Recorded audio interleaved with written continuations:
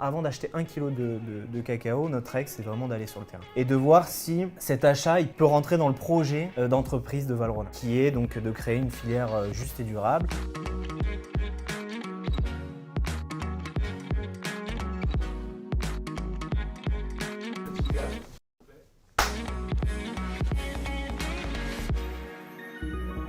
Le métier de sourceur chez Valrhona, c'est deux grandes actions. La première, ce serait créer et entretenir des relations avec nos partenaires. Et ensuite, cette deuxième partie qui va être une partie plutôt projet, des journées types, ça va être de discuter qualité du cacao, parce que ça, c'est un des piliers de notre métier. On a différents projets qui s'inscrivent dans des thématiques de notre programme de durabilité. On a l'amélioration des conditions de vie, la préservation de l'environnement et ce côté sauvegarde des goûts et des terroirs, qui est hyper important pour nous.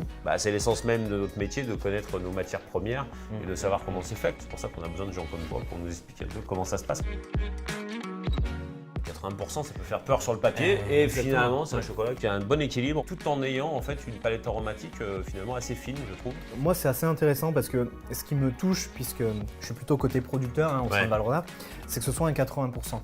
En fait, un 80%, ça a une symbolique pour les producteurs, parce que quand on leur amène un chocolat où il y a marqué 60%, ils disent « Ah oui, il y a quand même que 60% de notre cacao dans un chocolat. » Nous, on veut faire du 80% avec vous. On veut que le poids de notre cacao et le goût soient beaucoup plus forts. On leur a fait goûter le chocolat, on leur a fait construire un peu la démarche de ce chocolat, ils ont même voté pour le packaging. La démarche que vous avez, pour moi, est hyper importante et j'ai envie d'aider, donc du coup, j'ai envie d'acheter et j'ai envie de faire des choses avec aussi.